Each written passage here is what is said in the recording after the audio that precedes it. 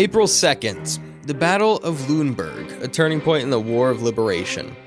On April 2nd, 1813, Allied Prussian and Russian forces defeated a French corps at the Battle of Lüneburg. The battle was the first major engagement of the War of Liberation, which began after the French retreat from Russia. The French, under the command of General Morand, had been ordered to defeat Lüneburg, a strategic town on the Elbe River. The Allied forces, under the command of General Bennigsen, were determined to break through the French lines and advance into Germany.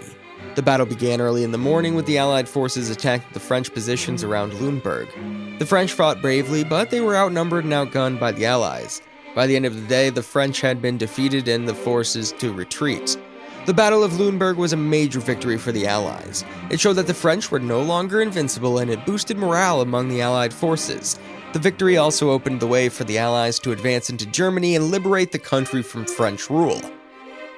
The coronation of Mongut as Rama IV.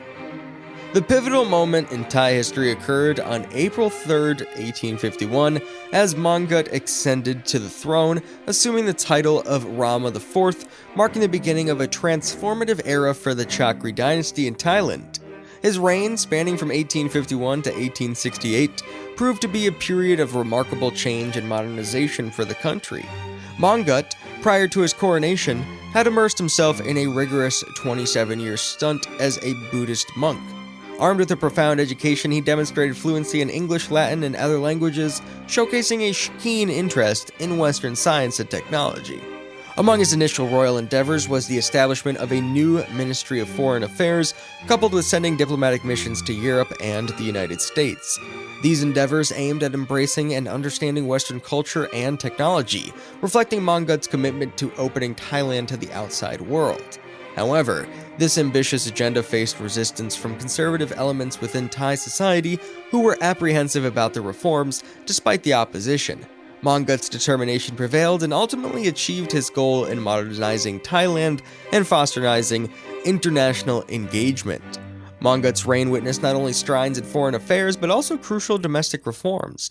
He decisively abolished slavery, introduced a system of secular education, and undertook a comprehensive overhaul of the legal system. The enduring impact of Mongut's reforms reverberated across Thailand, modernizing the nation and fostering prosperity and stability. His legacy endures, and he's rightfully acknowledged as one of the most significant kings in Thai history, shaping the destiny of the Chakri dynasty and leaving an indelible mark on the evolution of Thailand into a more progressive and prosperous nation. The Battle of Copenhagen, a daring British victory that shaped the course of the French Revolutionary Wars. In the annals of naval warfare, few battles stand as a testament to sheer audacity and strategic brilliance as the Battle of Copenhagen.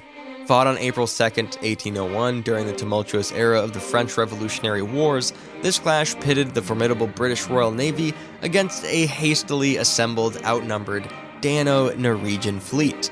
This ensuing battle, marked by fierce engagements and unwavering determination, decisively altered the balance of power in the Baltic Sea and had a profound impact on the course of the war. The Richmond Bread Riot. On April 2, 1863, the largest in a series of Southern bread riots occurred in Richmond, Virginia, the capital of the Confederate States of America. The riot was sparked by the rising cost of food and other necessities, which had become increasingly scarce as the Civil War dragged on. The riot began when a group of women gathered in the streets to protest the high price of bread. The women were soon joined by men and children, and the crowd quickly grew to several thousand people. The rioters began to loot stores and warehouses, stealing food, clothing, and other supplies. They also set fire to buildings, including a tobacco warehouse and a hotel. The Confederate government responded to the riot by sending in troops to restore order. The troops fired on the rioters, killing and wounding several people, and the riot was eventually quelled, but it left a lasting impression on the Richmond and the Confederacy. April 2, 1865, the fall of Petersburg and the evacuation of Richmond.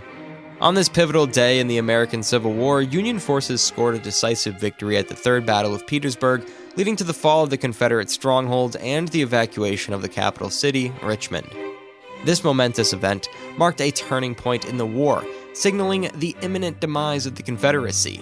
For months, Union forces under the command of Lieutenant General Ulysses S. Grant had relentlessly besieged Petersburg, a key Confederate stronghold that connected to the vital supply lines of Richmond. On April 2, 1865, the Union launched a coordinated assault, catching the Confederate defenders off guard and effectively shattering their defenses. The Confederate army, weakened and demoralized by the prolonged siege, was unable to withstand the Union's superior numbers and firepower. The Confederates were forced to retreat from Petersburg, abandoning their hard-fought stronghold and leaving the city in Union hands. The fall of Petersburg had far-reaching consequences, as it not only severed crucial supply routes to Richmond, but also paved the way for the Confederate capital's evacuation. General Robert E. Lee, realizing the untenable situation, ordered the withdrawal of his forces from Richmond, effectively signaling the collapse of the Confederacy's heart.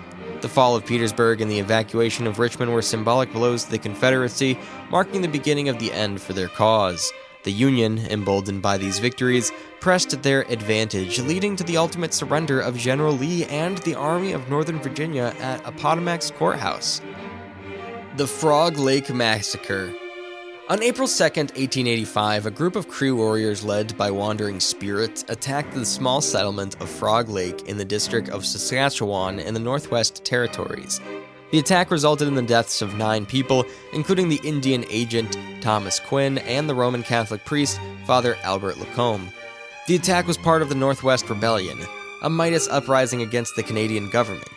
The Midas, who were of mixed European and Indigenous ancestry, were concerned about the government's plans to assimilate them into Canadian society. The Cree warriors who attacked Frog Lake were motivated by a number of factors, including their own grievances with the government, their desire to support the Midas, and their belief that the white settlers were stealing their land. The attack began early in the morning of April 2nd. The warriors surrounded the settlement and demanded that the residents surrender. When the residents refused, the warriors opened fire. The attack was brief and brutal. The warriors killed 9 people, including Quinn, Lacombe, and 7 other settlers. They also took a number of hostages, including women and children. The attack on Frog Lake shocked the Canadian government and the public. It was seen as a major escalation of the Northwest Rebellion. In the aftermath of the attack, the Canadian government sent troops to the region to suppress the rebellion.